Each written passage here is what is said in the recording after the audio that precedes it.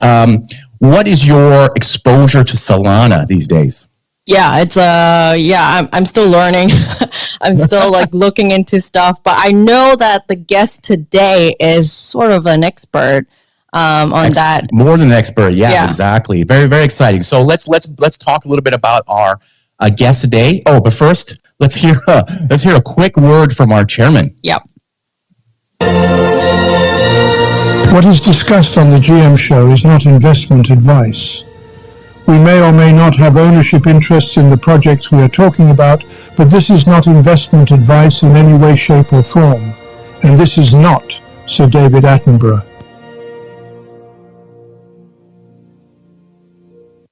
Okay, let's get into it.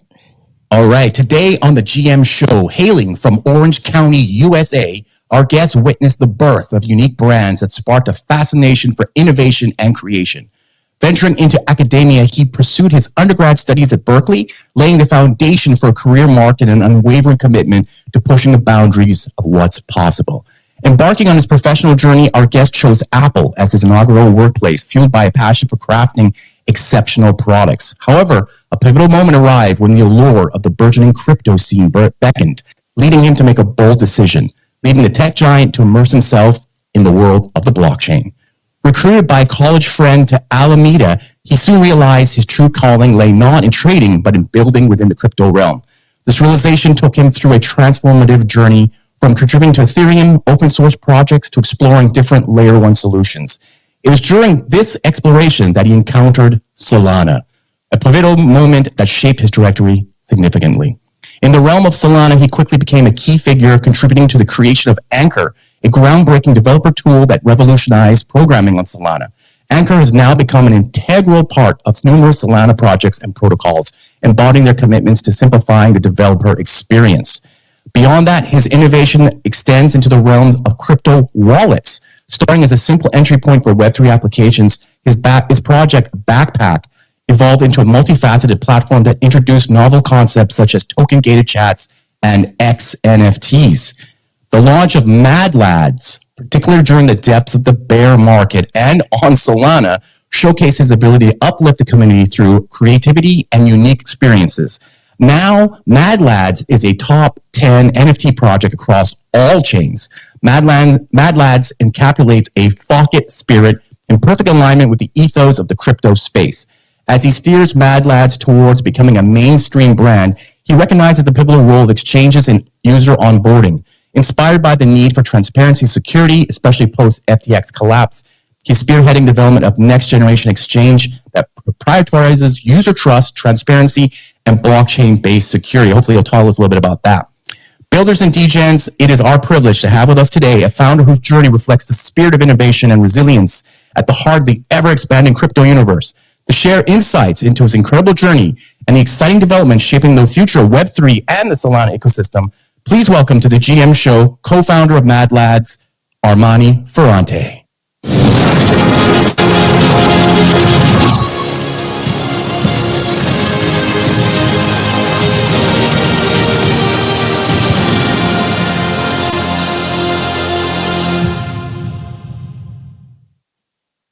Hey. GM, Hi, Armani. That was such an eloquent introduction. Thank you so much for having me. That was amazing. Good morning. Thanks for being here. It's great to have you here. So much talk about Madlads, Solana pumping these days. Everyone's super excited.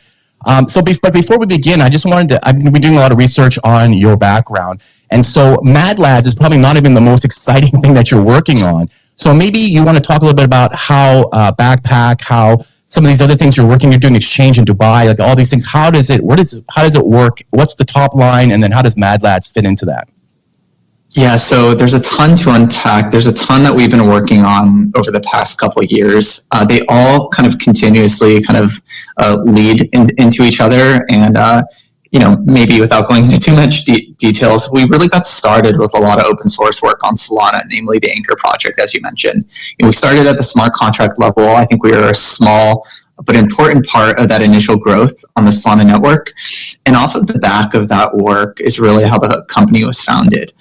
We wanted to do a lot of stuff, but ultimately we just wanted to push the space forward. And we did pretty well at the smart contract level, and we thought, okay, well, let's move up to the UI level. Let's work on products. Let's work on demand generation. Let's actually work on putting crypto into people's hands. And out of that work really is what, is really where XNFTs came from.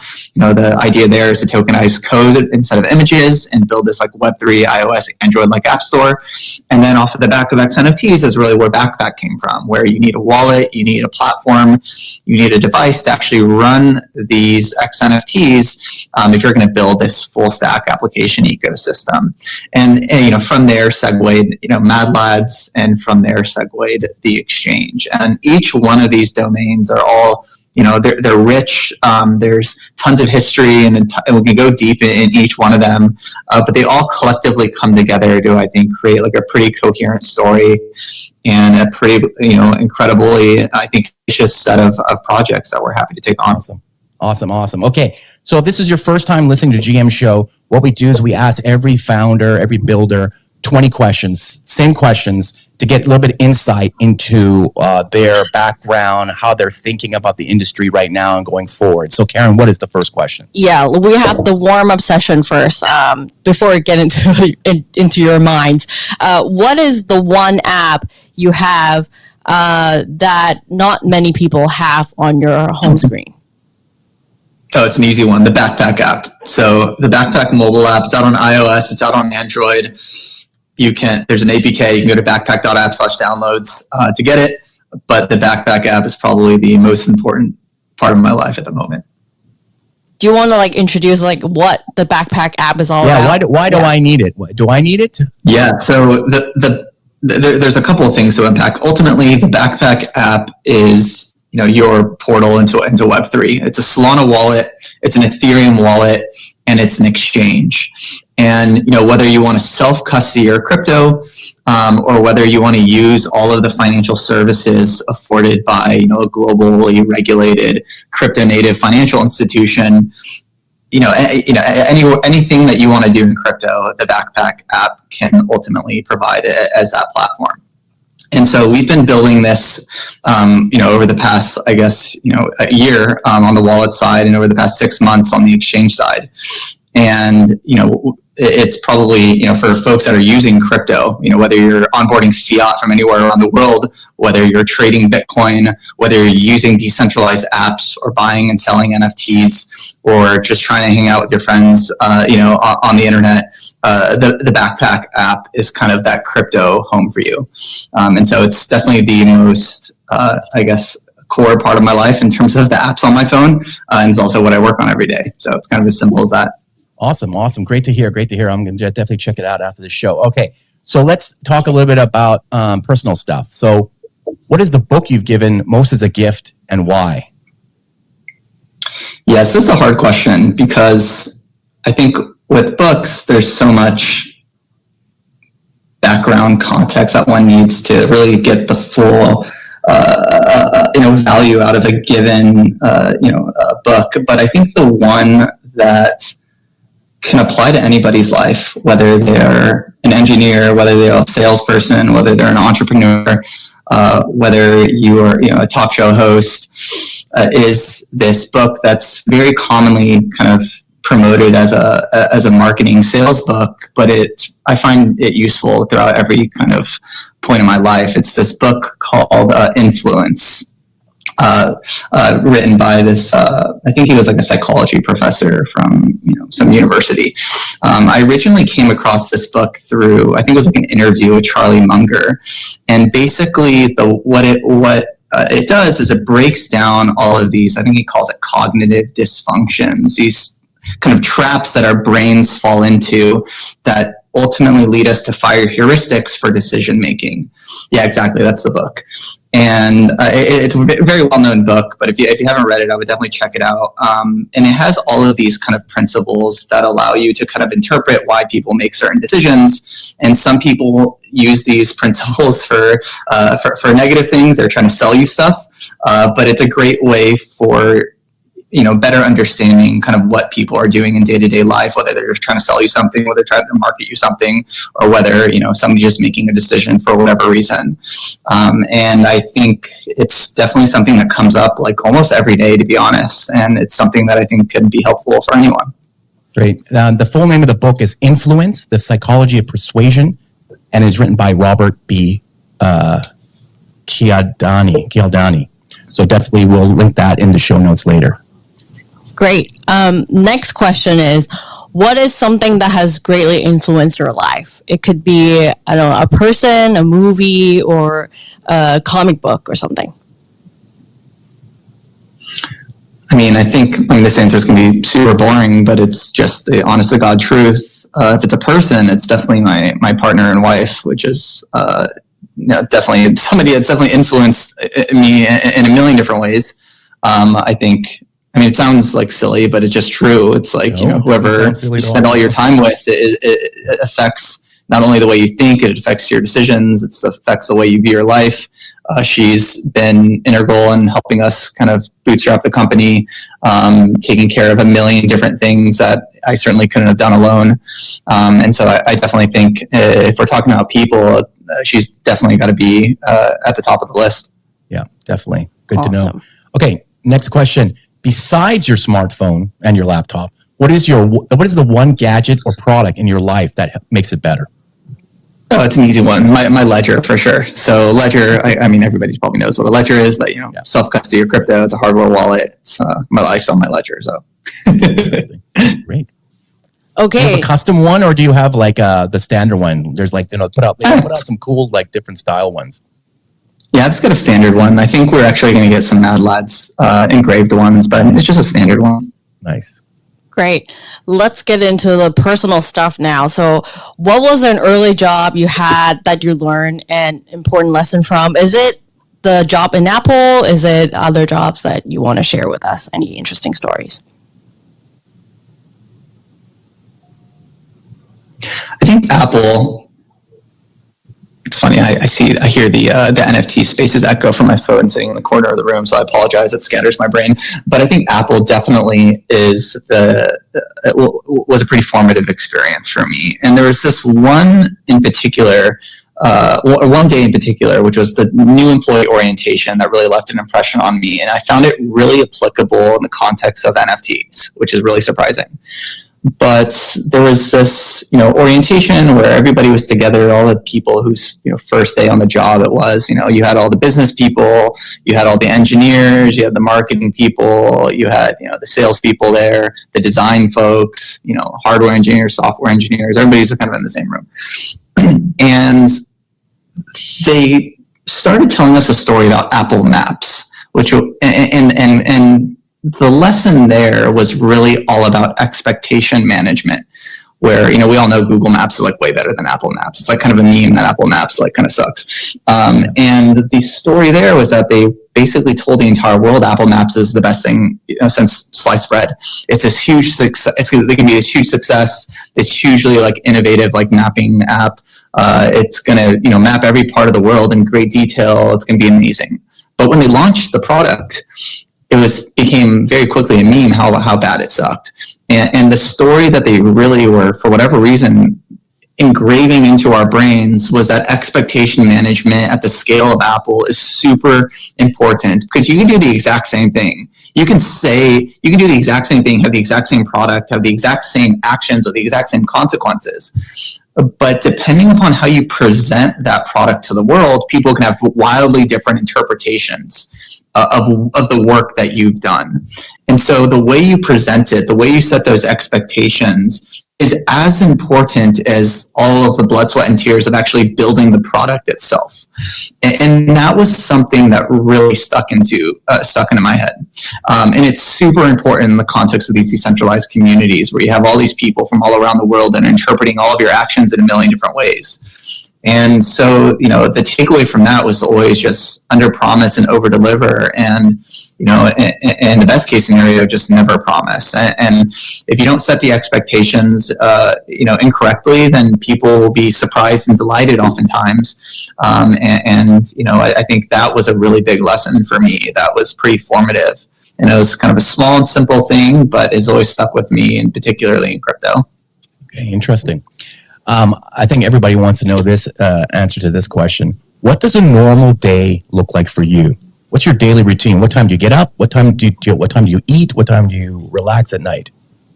Or do you? So this is a really boring answer. I don't have a really sexy routine. I can't like Tim Ferriss my day. The TLDR is just like, the TLDR is just like, I wake up, look at my computer, look at my phone, drink coffee, and work. It's really as simple as that. Manage Slack, manage issues, manage GitHub, write code, get on calls with people. But like the routine is more or less as follows. I wake up probably, I don't know, today I woke up at like 8:30. And I normally, I these days I'm not even showering. I'm not even brushing my teeth. I'll just go straight in the office because there's so much to do. I guess I'll come in the office. My current routine is I will come into this office. I'll write some code. I'll catch up on Slack. In the morning is really when I try to do like actual like deep work. So I try to like not have meetings in the morning. I try to like, if I'm going to write code, I write code in the morning. And I try to catch the US people because we have people all around the world. I'm in Tokyo, so I try to, people are awake in my morning and my night. So I try to catch the US people, see what they're doing, see, what their progress is, because we have this like kind of rolling clock of 24/7, work hours, because we have people all around the world. And then, I think I'll work a bit. I won't eat any breakfast. I'll just drink coffee. And then I think eventually I'll probably hit like 1 or 2 o'clock, and I will eat lunch at that point.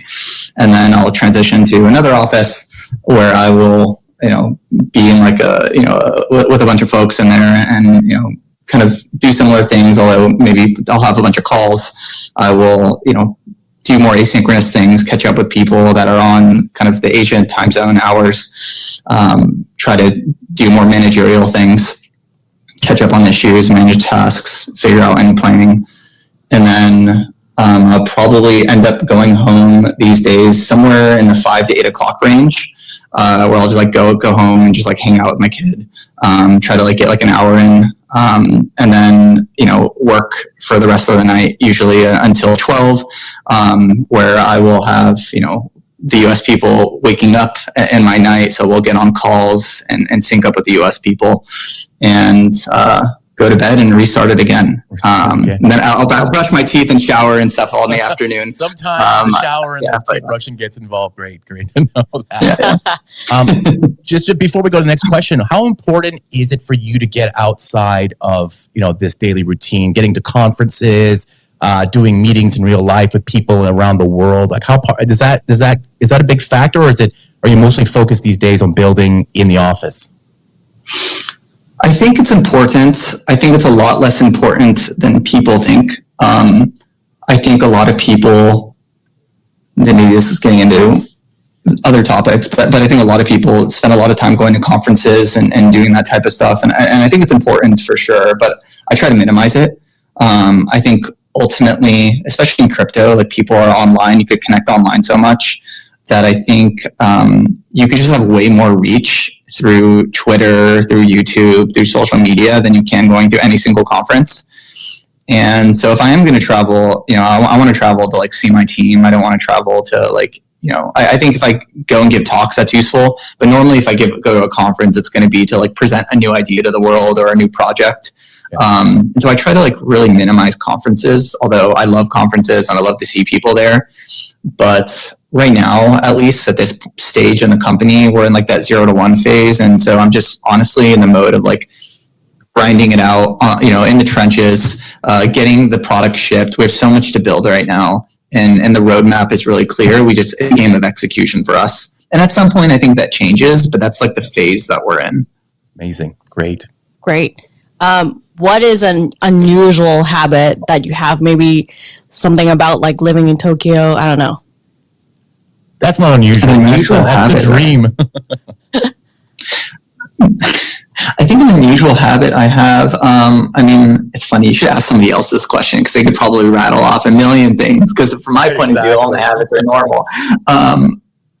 Maybe a silly one is I'll just collect coffee cups on my desk and just not throw them away. And I'm not proud of that, but that's just like a fact. Like, you just like go look at my desk. There's like 10 coffee cups. And then eventually like I'll like batch garbage collect them and throw them all away. Or somebody in the office will just get so sick of the coffee cups and do it just for me. Not because I asked them to, but because they're just irritated. But that's probably an unusual one. I'm sure there's many others. What brand of coffee cup do you have the most on your desk? If you're just Starbucks and 7-Eleven. Okay. Yeah. I was impressed. The 7-Eleven convenience store coffee was very good in Japan when I was there. Amazing. Okay. Next question is, what new belief, behavior, or habit has most improved your life? Usually these are things that somebody's picked up during the pandemic or you read in a book or things like that. So what's something that you can share with us on this scale? That's a good question. I think I don't have a really good answer for this, but I think, I don't know if this actually answers the question, but I think ultimately communication is just like super important. And it's something that I learned, I think, in the middle of my, I guess, adult life, like in my mid-late 20s, I think going back to the first question, I probably learned it most through my wife, but I think it's really applicable in the context of startups when you have all these people, especially if you're remote, and being able to like communicate really effectively and like handle problems, at the human level is probably one of the most important skills that I've, I wouldn't say it's super new at this point, but I think it's definitely a super important behavioral pattern, which is like you see a problem, identify it, hash it out immediately, don't let it dwell. And I think that's super important in the context of startups. I don't know if that answers the question. That's the first thing that came to mind. No, that's great. Usually those simple ones, usually those simple ones are overlooked for something new agey, right? So, but that communication is definitely, I also agree with that. Yep. When you feel, I'm going to go just move my phone real quick because I feel like the entire, I'm trying to like get over it, but like I keep hearing echo and it's really hard for me to. No problem. Okay. Yeah, that's the interesting thing. Like when you're a speaker on X, there's like an echo that comes out on your phone. Yeah, it is. We hopefully Elon will fix a lot of that stuff. All right, it's double wrapped in a scarf, a jacket, and now in a drawer. So hopefully my thoughts can be more intelligent. Perfect. Okay, the next question is, when you feel overwhelmed, what do you do and how do you relax?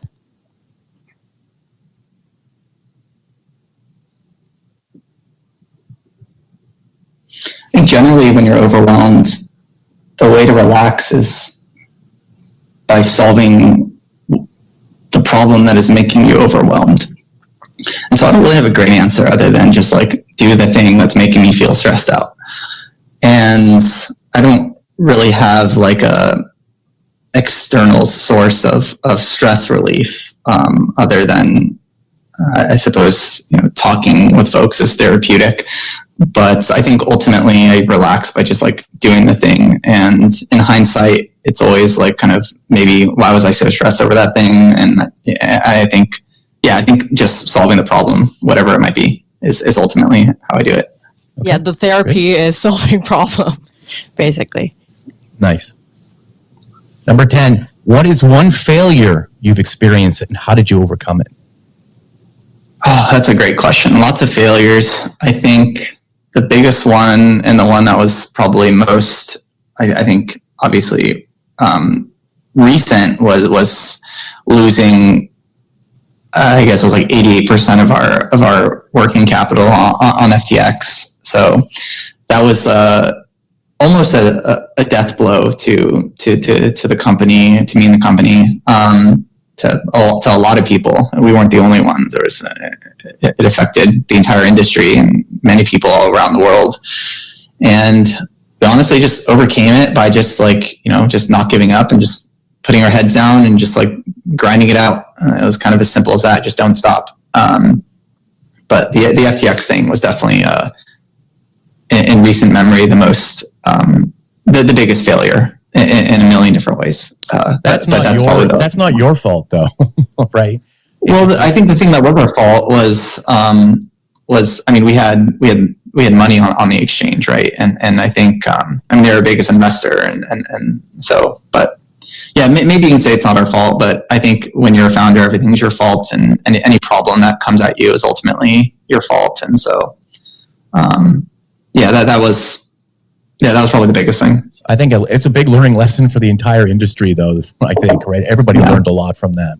Yep. Yeah.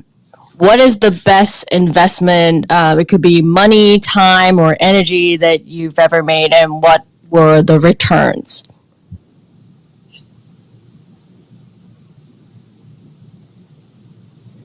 I mean, so dumb, I suppose, but I think ultimately the best investment is always just like investing in yourself, right? And so I think, everything from, education and reading books and learning about things is ultimately like the thing that I always try to invest in. I generally don't make too many like sexy financial investments. Any type of financial investment I'll make generally will just be like immediately redirected into myself in some way.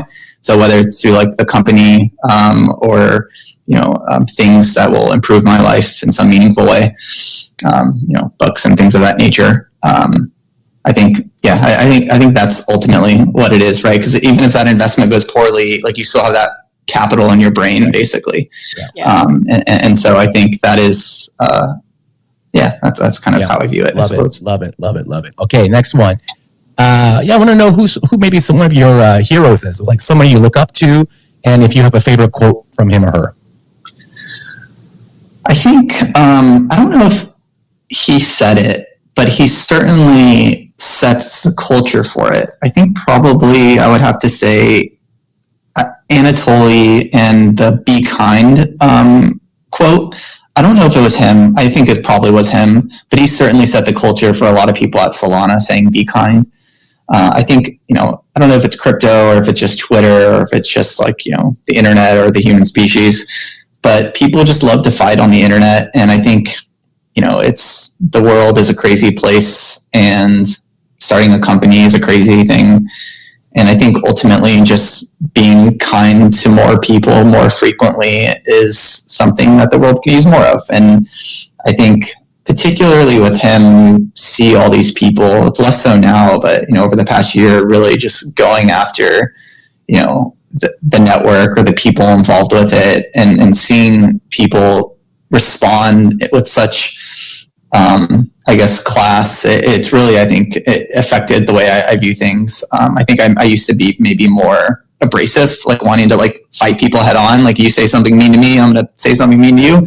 Right. And now I very much have updated to just, I think trying to be more like that. I wouldn't say I'm perfect, but I think that really had a pretty significant effect on me.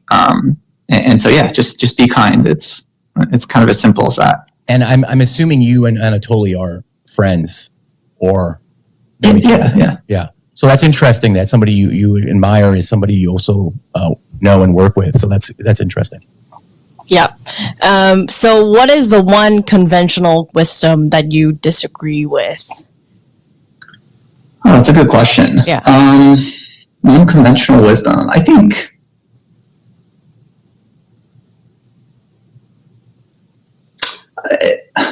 I'm almost a little hesitant to say this because it certainly doesn't apply to everyone, but I think a lot of people have given me like not so great advice to like have more work-life balance. And I think on the one hand, like work-life balance, I totally get it. But you need to condition on like what you're trying to achieve. So like, here's a simple way of looking at this. Like, does LeBron James have work-life balance? And the answer is like clearly no. It's like for LeBron James to become LeBron James, he has to work harder than any other basketball player on the planet. Similarly, Kobe Bryant, Mamba mentality, that type of thing, right? And if you want to like be at that level, you have to make sacrifices, and that's just the reality. There's no way of like getting around it. Because if you don't make that sacrifice, somebody else will. And so I think like conditioning such wisdom for what you're trying to achieve is really important.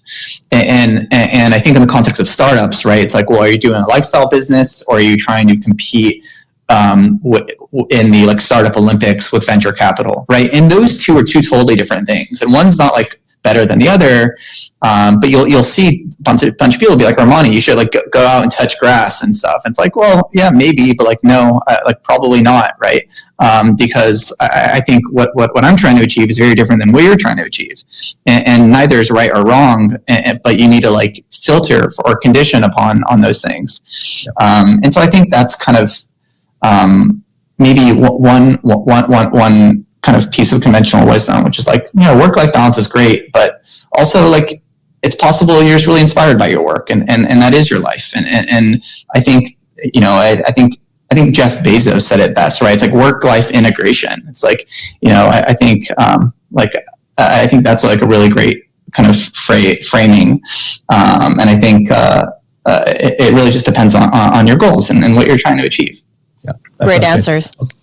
Okay, continuing on with these kind of line of questioning, what is one piece of advice that you would give to a first-time founder in Web3 or Web2, anything? What's the one thing you learn at early stage that you think it would be the best advice to pass on?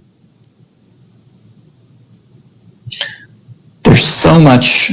There's so many lessons, I suppose. Yeah. But I think ultimately the one thing is, and maybe this is bad advice because it might prevent founders, but just don't stop when you feel pain.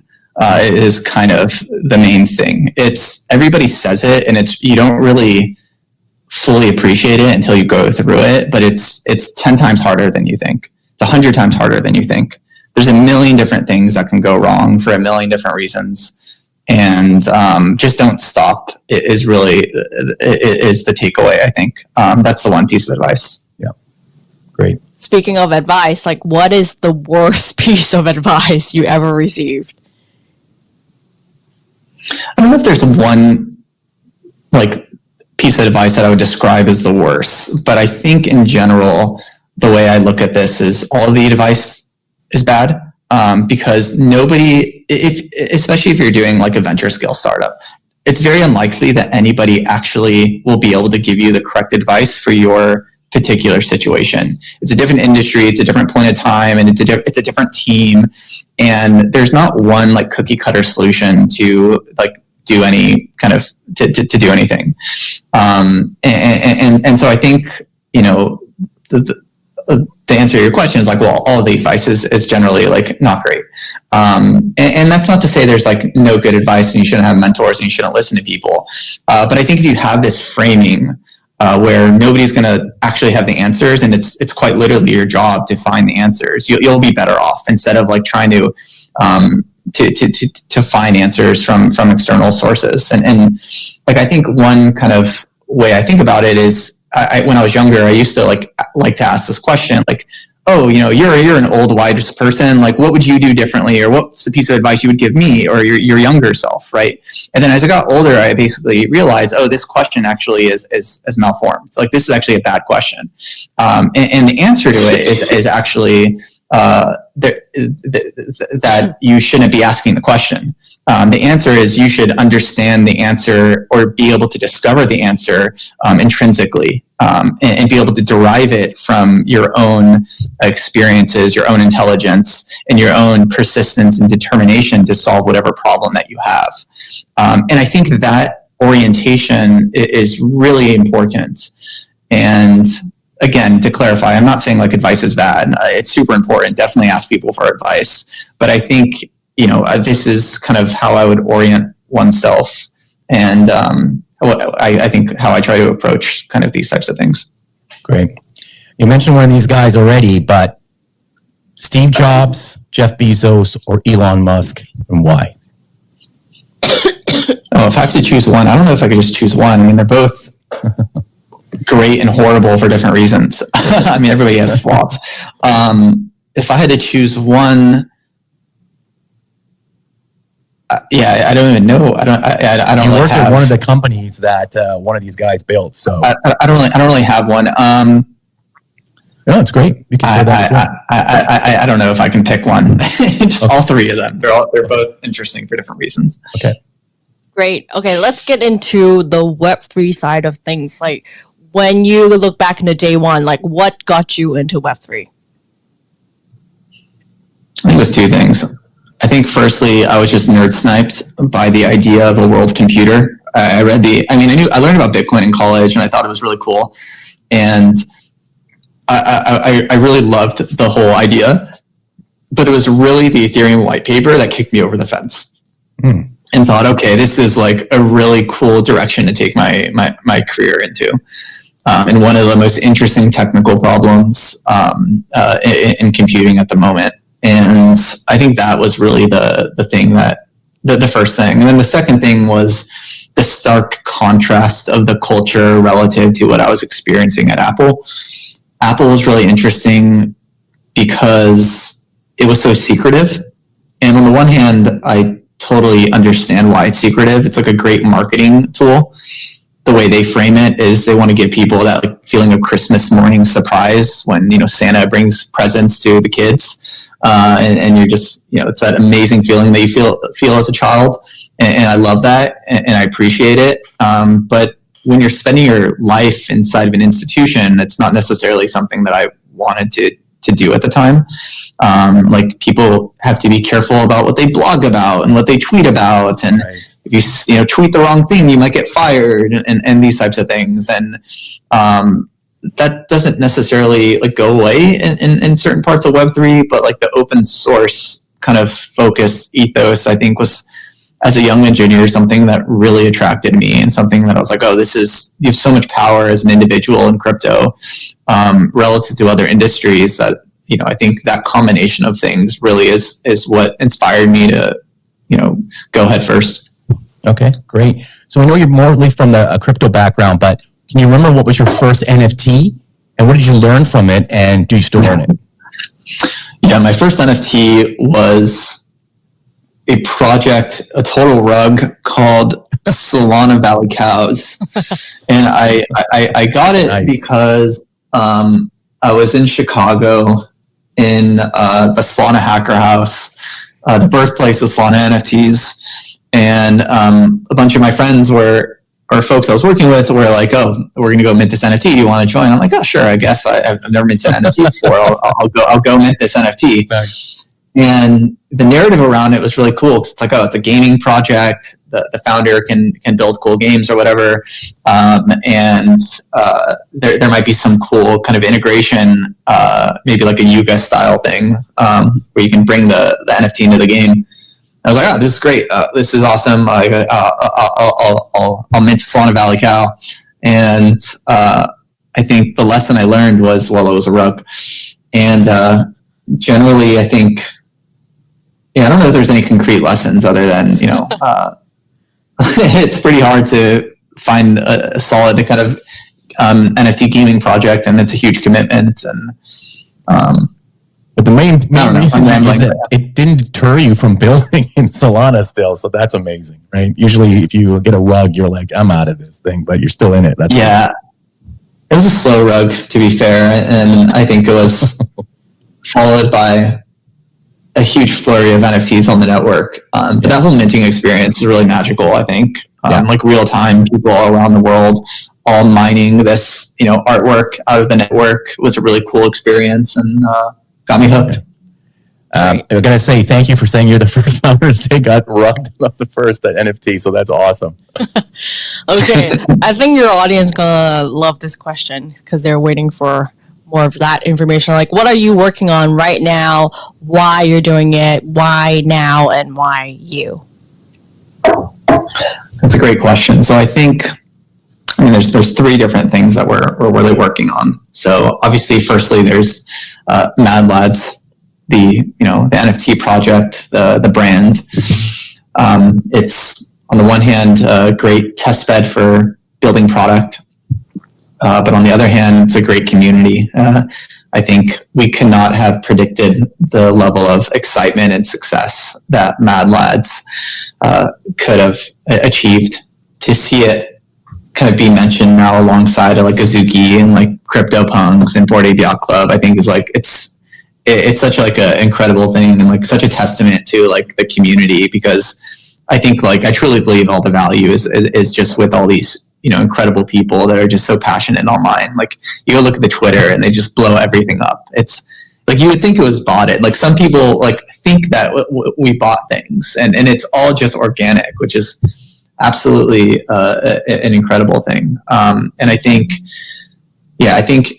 online communities and connections really are just, one of the most important things in the world, especially as we spend more and more of our lives online. I probably spend the majority of my life online, and being able to nurture and foster these relationships with people is just going to continuously become more and more and more important. Especially as all the craziness with AI enters our world, all the craziness with global conflict in the digital era, and control over the web becomes more and more of a thing. I think online community will just become more and more important. And so I think NFTs are a small inkling into kind of the direction that we're really taking our, collective, I guess, human species, if you want to put it in those terms. And crypto is one twist on it, but I think it'll manifest itself in a bunch of unpredictable ways. And so I think the NFT project is kind of one of the most important things. I think the wallet is, the next thing, obviously. I think self-custody is extremely important. I think there's a million different reasons for this. I think the collapse of FTX is a good example of this. I think the general distrust in a lot of our kind of, mainstream institutions are, there's tons of examples of this. I won't go down the laundry list. But I think crypto and blockchains and these global kind of decentralized permissionless networks are, one of the most important primitives that we can have to really empower people. And so I think the wallet being that trusted piece of software that you can go and download and run yourself. You don't have to rely on the Google Play Store. You don't have to rely on anyone but yourself. And I think that level of individual empowerment is just something that I think will become even more important again, as the world progresses. And, I think in particular with AI becoming more and more of a controlling factor of our lives, the primitive of kind of computational integrity and being able to trust data, being able to trust computation is one of the most important things that people just don't talk about enough in crypto.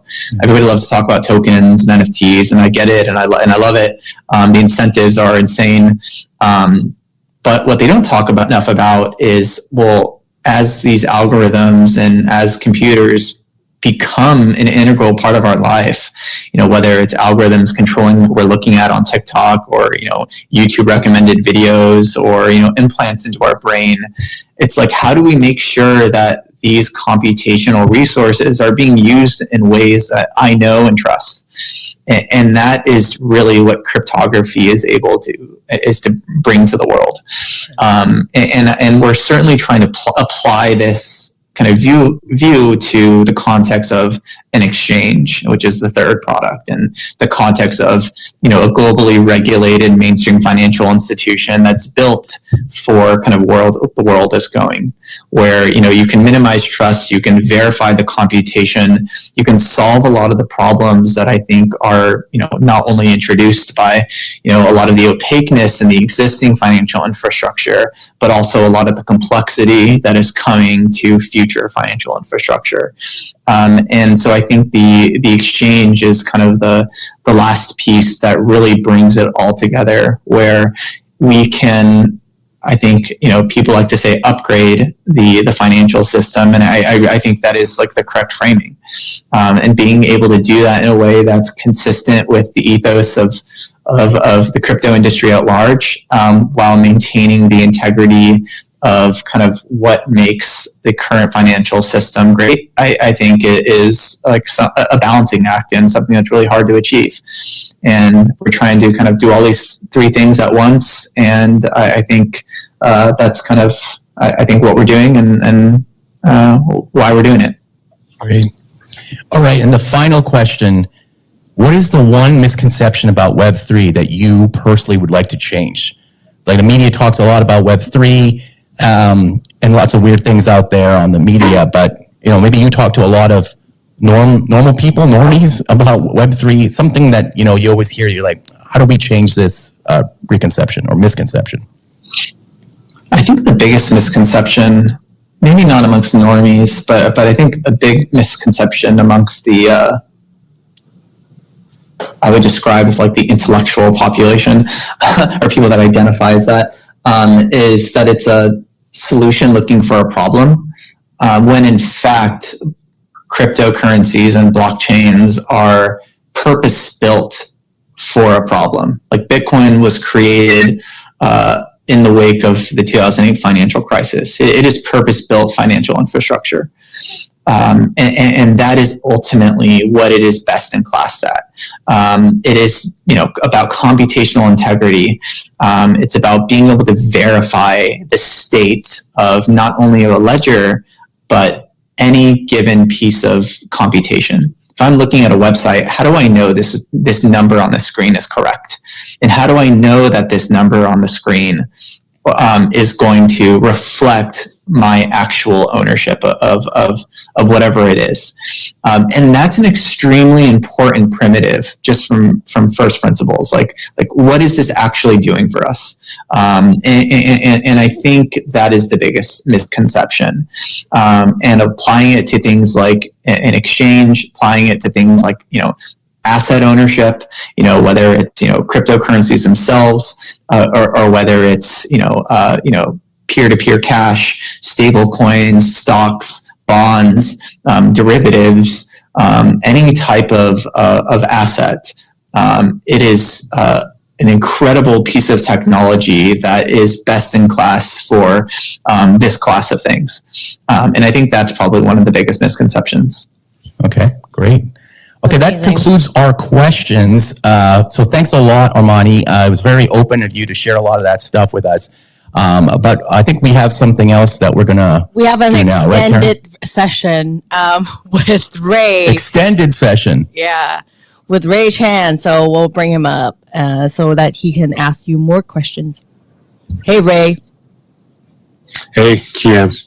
Yeah, it's been some time that I go on GM show. Yeah, not because other guests are not important, but because I really admire what Madlads have been building. Right, I think understanding the background, especially is especially impressive. Right, because I think Solana was getting a big hit after FTX. Right, and then of course like Frank and also Digas didn't help at the time. Right, yeah, but I think Madlads is like one of the few projects that is actually keep building, right, and then getting mainstream attention, right? That's why I want to join and understand more. Especially, I mean, I think this is the first time that we have Solana NFT founders, right, getting on GM show. Is that correct? Yeah, that's true.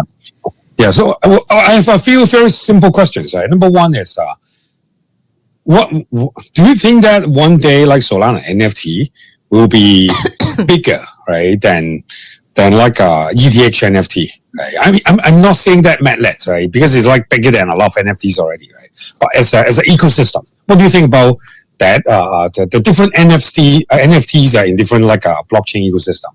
Yeah.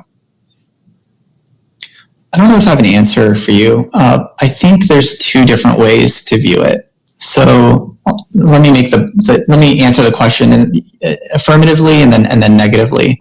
So I think the affirmative Steelman argument is an argument based on distribution, where it's my view that NFT value is really a function of distribution. It's a function of community. It's a function of that brand value, where you basically want to have as many eyeballs looking at a logo and looking at a piece of art for as long of a period of time as possible. It's very similar to building any type of clothing company or any type of luxury good, where it's a branding company, right? It's like Nike's not about shoes, Nike's about the logo and inspiring people with that vision and that story. And there's products on the periphery that they're able to make money off of, but it's ultimately about building culture. And I think NFTs are the same. And so you have to make, the argument, well, is Solana going to have, more distribution than, any other network? And I think it obviously depends on your view of the world, but some people might say, well, it's from first principles, like the cheapest network, the fastest network, the lowest latency, the highest throughput, the most composable state that allows the maximum amount of people to come onto a single system and build things together. And it just takes one breakthrough application to have its like Instagram, TikTok moment, and the entire world is using the network. And I think in terms of all of these sets of blockchains, I think I don't know if it's undisputable, but I think from my view, it's indisputable that Solana is the closest one to support such an application. And so if you take the view of the world that Solana is the most used blockchain, maybe not the most valuable blockchain, but the most used blockchain, where, obviously, ETH is the most valuable one, but, your average person, anywhere is not going to spend, $100 to send a JPEG back and forth, right? It has to be sub-cent fees, right, for it actually to be used every day. And so, if Solana has distribution and it's the most actively used blockchain in people's day-to-day lives, whether it's through Venmo, whether it's through art, whether it's through DeFi, whether it's, through, gaming, then the artwork will have more distribution. The logos will have more distribution. People will be exposed to these brands more so than any other network. And so distribution, I think, is really a function of many things. But that is the steel man, I think, for why Solana would have a really compelling future for NFTs, because it's all about getting these wallets, all about getting the gas token and into people's hands. And I think that infrastructure is really important. And that user experience is really important. And so that's the steelman argument. And I think that's pretty compelling, and I think probably pretty close to being true. I think the other argument on the other side, which I think is maybe equally compelling, is a much simpler argument, which is all about where is the capital. And so you basically can just sort all the blockchains by market cap. You have like Bitcoin. Let's just maybe filter for smart contract platforms, excluding Bitcoin. So like you have Bitcoin, Ethereum, and like Sol, right? And so from a market cap point of view, it's like, oh, that's where all the disposable income is, right? That's where all the money is. So the NFT value should more or less be relatively ordered in that form. So like Bitcoin should be the highest value NFTs, Ethereum should be the second, and then Solana should be the third. And I think that's also a compelling argument. So it's like, where's all the money? And so I think, I don't know exactly which one of those kind of arguments I buy more, but I think both are pretty compelling, and I think I can see both versions of the future. Yep. Thank you for your explanation. Thank you for pumping my bed. Yeah, I think I started to buy like $30 or something, right? I mean, I'm very late, right, but not super late, right? And then I keep buying until it's like 200, right? And then of course, in total, it's still in profit, right? But somehow I think most of the time, I think when people started to pay attention to a cryptocurrency, it's basically because of the price, right? But after some time, whether that I would say asset, right, can sustain the value, right? It depends on the ecosystem a lot, right? And Solana is one of the ecosystem that kind of like understand the marketing, right? And also the technology, right? I think it also makes a lot of sense for a lot of people, right? So it has a lot of support, right? And all these kind of things are very interesting to me, because it makes a lot of sense when we don't see all the blockchains at the same company, right? Same type of company. Right? It's almost like, okay, when you say that, okay, which internet companies will win? Well, of course, there are like different market cap and stuff, but they are building kind of like different stuff, right? So maybe they can coexist, but maybe some of them has higher valuation and stuff, but it doesn't matter too much to the so-called stakeholder, right? Because the people who bought them at different times, maybe they have like different target, right? And to hold and stuff like that. Okay, I think that part is the more financial questions, but as a founder, one question that I always find it interesting is, for you, right? You work at an exchange, right? I work at like I would say very centralized company before, right? And then right now you launch like Madlads and then Backpack, right? And then for Backpack, you guys also got the license, right, in Dubai, right, to build exchange, right? So building an NFT project, building an crypto product, right? And also building like maybe potentially some fungible tokens, right? what are the differences in building the community in that sense? Yeah, I think each one of those products is very different in terms of the skills that are involved, and it really takes a really heterogeneous mix of skills from different people. And I think, I think on the exchange side, it's really a challenge because it's not just an engineering problem. It's not just a product problem or a marketing problem, right? It's also a legal problem. It's also a compliance problem, at least with the way that we're doing it. Other exchanges maybe don't take this approach, but our approach and our view of the world is that if we're going to build a centralized company that's handling people's money, then we need to cross every T and dot every I, and play by kind of the rules and have the same expectations that like the mainstream financial institutions of the world, because that's like the end state that we want to get to. We want to be like an integral part of kind of the global kind of financial kind of system, and be that bridge from kind of, TradFi into DeFi. And that is like a really different thing than, building an NFT project, where it's the exact opposite, where it's not centralized, where the control is really in the community. And it's really all about setting culture.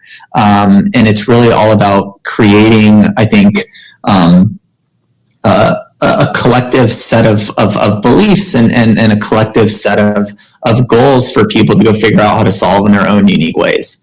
And I think like the thing that I'm most proud of with Madlads as it currently stands is, although it's grown so much, it's kind of insane how much it's grown.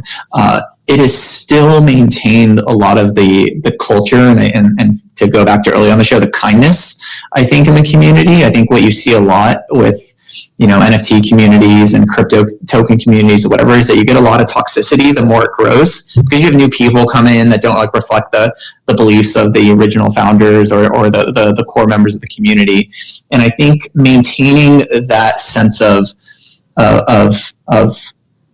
identity is a really challenging thing. And, I'm not saying we won't lose it in the future, but I think that's been a really, a really kind of big thing that I've been excited to see.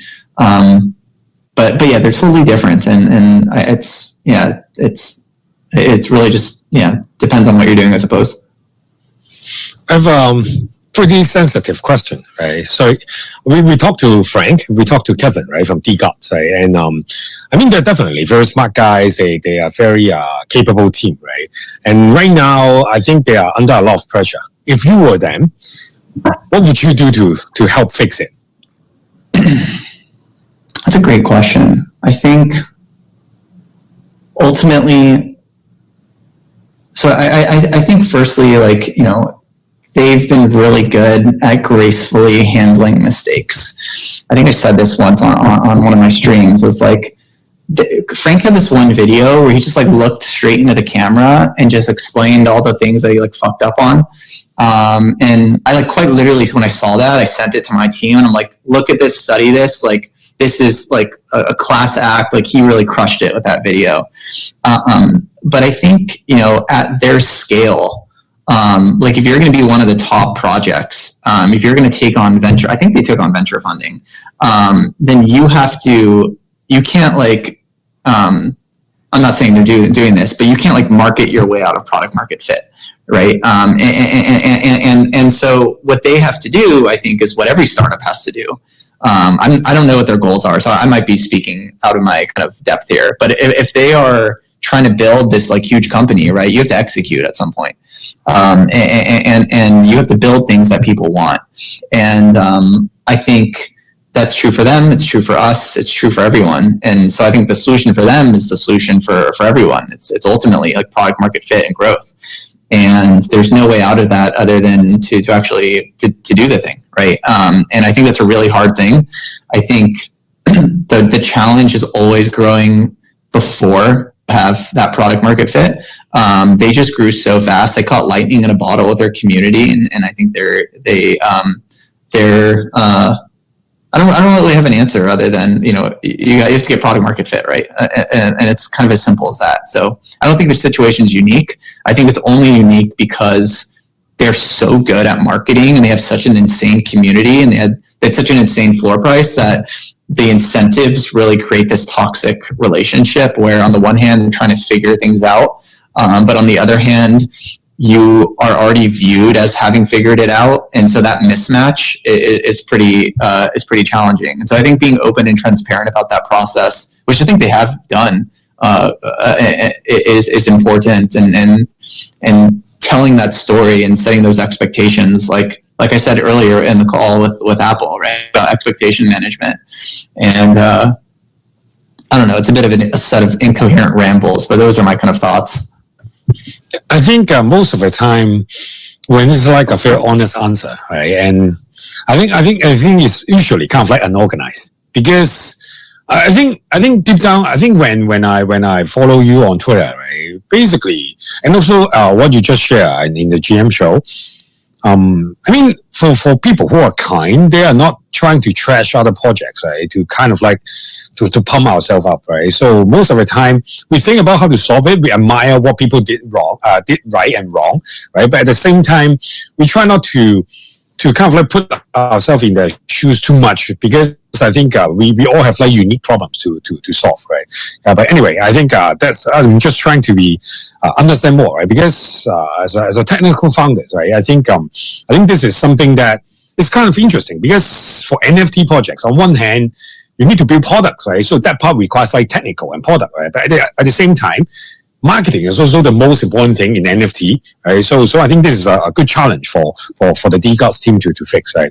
Okay, and next question, right? If I can maybe before moving on, I can say one thing. I think one thing I learned about myself and startups and just the world, I think over the past year, is that it doesn't matter how down you are on the internet.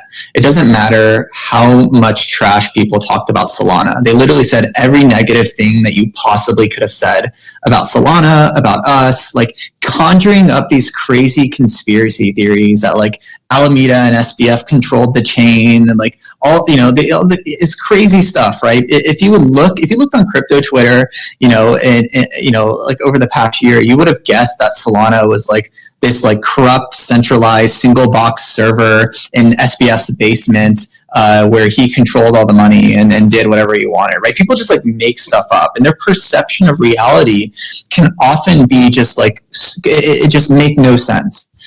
Even though people are looking at the same data. And what I learned is, although this might be the case, whether it's Solana or DGOTS or whatever, it doesn't matter how bad it is, you can always build your way out of it. And execution is all that matters. And people, as quickly as they will believe the fake thing and the ridiculous thing that might get good headlines, they will quickly learn the reality when they see what you do over a long period of time. And as long as you're sharing that with people, and as long as you're improving, and as long as you are actually out there executing and working really hard and doing the thing, then people will see that and they'll realize it and they'll appreciate that, and you can build your way out of these situations. And I think that applied to Solana. I think it applies to DGOTS. It applies to every startup and anyone on the internet. And so I think that's like a pretty important lesson that I think really was impressed upon me over the past year. How did you keep up the morale, right? Because I mean, you can keep building, right? But the morale of the team would be pretty low, right? How can you convince people to keep going forward, right? Even though they are down bad? I think ultimately, like on the one hand, you can have these inspirational moments, and you can inspire people purely with moxie and purely with some semblance of kind of I don't know, like leadership or whatever. But I think what you need to do is have sound reasons, like fundamental reasons for doing things, and that fundamental reason has to be agreed upon by everyone, right? And so there were people like we had some people on our team that were like, "Oh, why are we on Solana? Like, let's go focus on Ethereum." Like that conversation literally happened, and I had to, and the answer to that was not, "Oh, I have like go away, I'm the CEO," right? The answer to that is describing from first principles what we're trying to do, why we have a competitive edge for choosing this technology and why we're going to succeed with this competitive edge, given what we're trying to do as a collective organization. And being able to make those types of sound arguments and have that discussion with people allows people to come to that conclusion on their own. Because ultimately, you have to inspire people, you have to have leadership, you have to make decisions as a leader, but you also have to, especially if you're hiring really good people, which I hope, what you want to do, right? They think for themselves, right? You can't just be like the dictator and telling people, I'm CEO, so you're doing this because I said so. That might happen in some cases, but in most cases, you have to inspire people with sound arguments and have a marketplace of ideas that we all compete on together. And I think that has to be the foundational thing. And I think in the context of Solana, the arguments were very clear, and we always had, an unwavering kind of belief and conviction that no other network was doing this at this scale, and that it was a unique place to invest into, given our time on the network, given our unique kind of distribution and edge, given the network's unique engineering capacity and performance and programming model, and all these kind of interesting conversations that we could have on an engineering level, in addition to all the kind of growth at the cultural and social levels as well. So it was basically a do or die moment, and we made the bet that it would survive. And now I think it transcended to a level that is more or less unkillable. Two more questions, right? About this about our NFT, right? Do you think omni-chain NFT would be a thing, or omni-chain like token should be a thing? No, I think it's a horrible idea. I think this. The reason why I think this is there's a couple reasons. So, firstly, I think fracturing your liquidity is a really bad idea. Think about it in the context of an NFT. Suppose Madlads was on two chains, Ethereum and Solana. Well, when you go to Tensor, when you go to Blur, and you sort by volume, you sort by market cap, what do you see? You see global market cap volume over 2. And like you can say, oh, well, maybe they should just also count the Solana, metrics, right? But they're probably not doing that. Their infrastructure isn't doing that. Their backends aren't scraping that data. And furthermore, the liquidity is fractured, right? So you have half the number of listings on each chain. And so it makes it harder for, a given individual to actually join the community, right? You have to have 2 different wallets. You have to have 2 different RPC providers. You have to, go to 2 different websites. You have 2 different, communities that maybe use different apps, right? You're fracturing the liquidity. You're fracturing the marketing. You're fracturing the social layer. You're adding more friction to onboard people into the community. These L1s, you should think of them as apps, although some of the apps are heterogeneous, like Solana and Ethereum, and some of them are app chains. And so I think that it's all, products are all about minimizing friction. That's true whether you're in Web 2 or Web 3. And this just creates a bunch of negative costs there. And so that's like the first argument.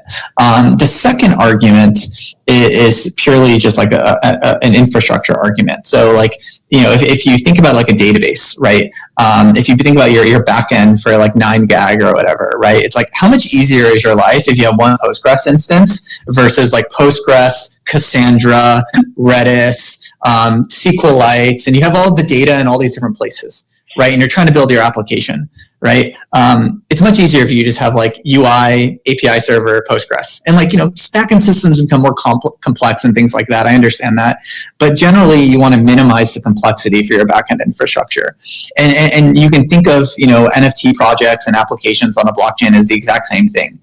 You don't want to have all this latency and all these bridging costs. And each one of these L1s are their own universes. And you might bridge to a different L1 in the same way you might make a wire transfer, or in the same way you might bridge from like your Bank of America or your JP Morgan Chase into Venmo, but that's a one-time thing. And then once you're in Venmo, you're using Venmo. And you make the same kind of analogy for NFTs, for DeFi, for whatever.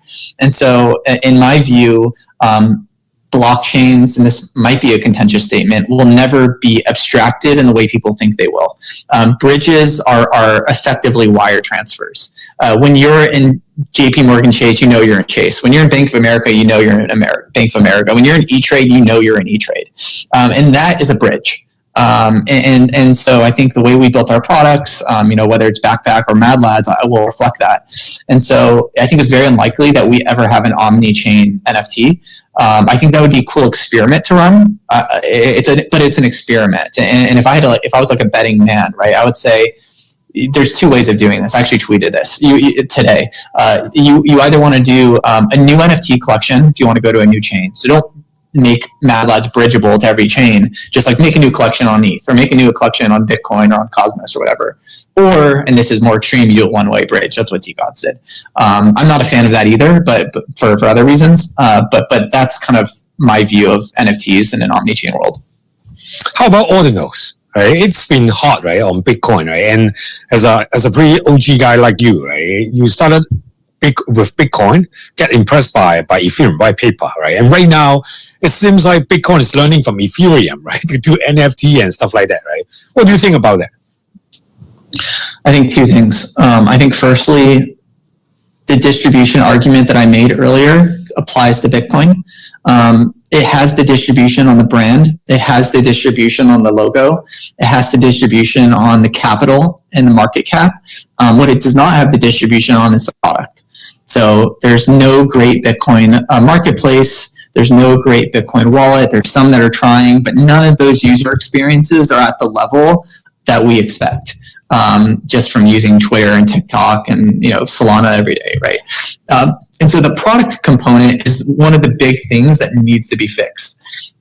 When I minted my OMB, it was OMB is great, ZK Shark is great, Magic Eden is great, but it was a shit experience. Like it just was. It just like if we should have like expectations. We should have high expectations. We shouldn't just be like, oh yeah, it's crypto. We're just gonna pump our bags, right? It was a shit experience. Like I was like, I had to get Bitcoin from one of my friends. I had to wait like 30 minutes to like get it into my wallet. I had to use this random wallet with these two addresses. There's like a Taproot address and a Segwit address. There's like two different tabs, different addresses. And it's like, well, what the hell is happening here? And then to actually get it, it was like, another 30 minutes for the minting transaction. And then it wouldn't even show up on my wallet. And I had to go to Magic Eden to view it. And it was like this whole thing. So I think the Bitcoin infrastructure on the NFT side really needs, it's like, not a SEX, but for what SEXs did for Bitcoin and what wallets did for Bitcoin, we need to do it for NFTs as well. And so I think there's an infrastructure component that needs to be solved. But I think when that is solved, I think Bitcoin it's the strongest brand in crypto. It's the most. It sounds dumb, but it's the most prestigious block space. And so I'm super excited about ordinals for that reason. I think it has an insane amount of potential. And I think ZK Shark, the founder of OMB, he described it to me as like the Bugatti of NFTs. And I think that's just like right. And so I'm a big fan of ordinals. I love what like folks like Udi are doing with Taproot Wizards. I think there's infrastructure that needs to be solved, but those are engineering problems and we'll solve those over time. And I'm generally excited about the future of ordinals. How about ordinals on the other so-called altcoins, right? Ordinals on Avalanche, right? Or ordinals on like Sol, right? Ordinals are on ETH, right? How about that? I think on the one hand, I mean, I get it, but on the other hand, it's maybe less valuable because the value proposition of those other chains is very different than the value proposition and the story of Bitcoin. And so, to be honest, I don't really know quite what I think. It's like, what is the benefit that you get from it? The main benefit is you don't have to follow a pointer to another network like, Filecoin or Arweave. But you'll never be able to compete with Bitcoin decentralization, Bitcoin block space demand, and Bitcoin brand. And so I think the marginal value that you get from inscribing on a network like Solana is less than the marginal value you get from inscribing on a network like Bitcoin. And so that trade-off maybe is less compelling for that reason. And you might as well just have a pointer to Arweave that you go and traverse like you do any other file on your machine. Thank you. Yeah, I think, sorry for asking all the relatively harder questions, right? Because these are these are the questions as a founder that I want to know, right? I mean, I know a lot of guys from building in ordinals, right? A lot of guys are having different views on towards different things, right? That's why I just want to grab the chance to ask a founder, right, face to face. Thanks for your time. Thanks for your very, I would say, analytical and also very honest and very informative answers. Thank you. Thank you, Ray, for the extended version of today. Yes, extended version of the GM show, new format. Armani, thank you for your time. We're going to let you and Ray go get back to building. But thanks again for your time and great stuff on the show today. We'll see you next week. Yeah, thank you so much.